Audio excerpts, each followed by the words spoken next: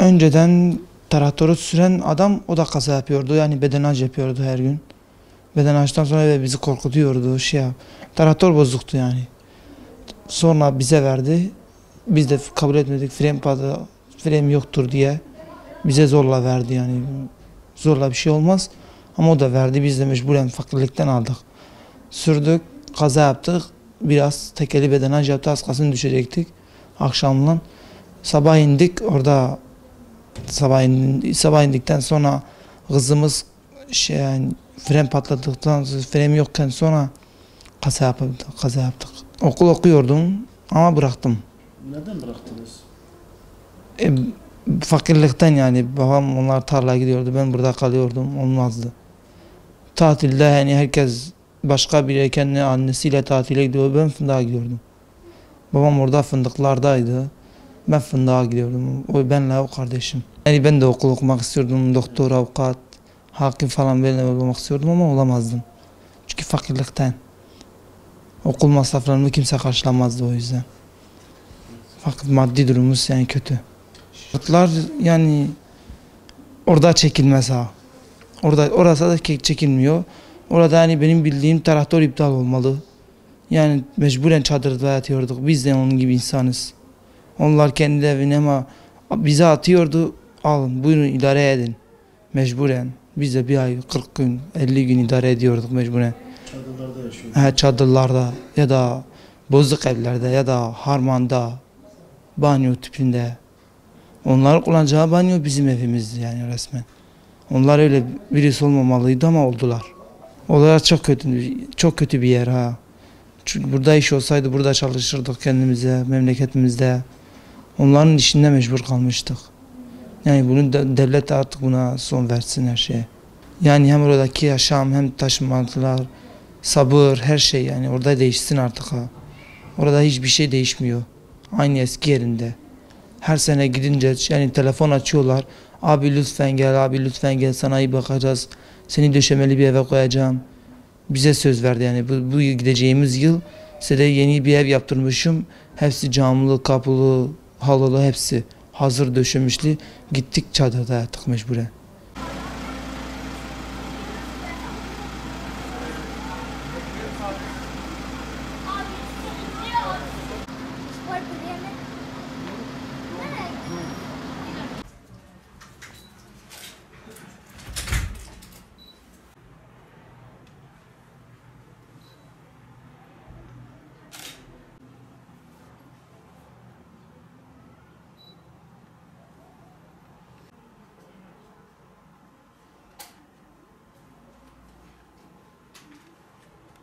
Fındığa babamın bir hayali vardı.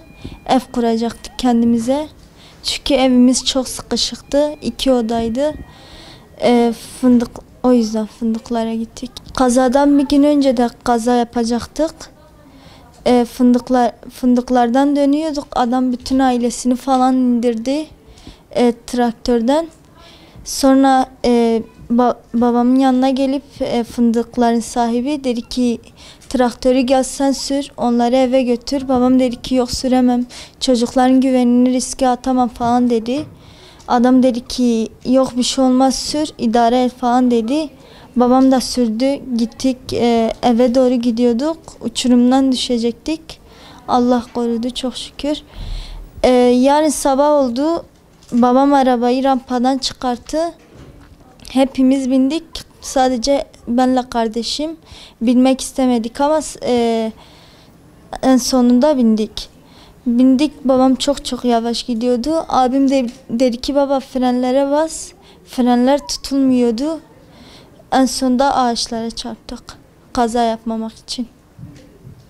Ben gözümü açtığımda ambulanslar gelmişti. Sonra bizi hastaneye götürdüler. O kadar. Ben okulu okumak istiyorum. Büyüyünce avukat olacağım.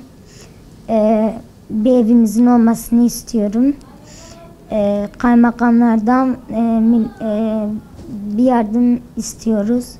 Bize bir el atmasını istiyoruz. Yetkililerin bana sahip çıkmasını istiyorum. Okuyup öğretmen olmak istiyorum.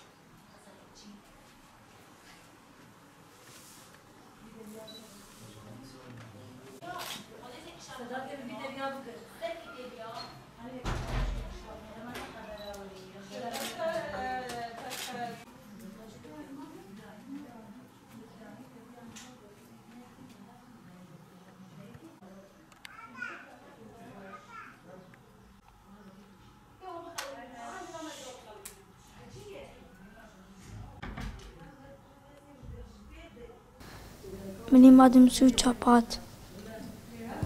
Ben Mazop'tan okula gidiyorum. Kaçıncı sınıf? 7'ye gireceğim. Korçun fındık ama korçun bu askıya koy. Avcıca kavan nukam çun. Bu defter kalem silgi kitap و çanta. Qasım asbı kuyun asbı doktor.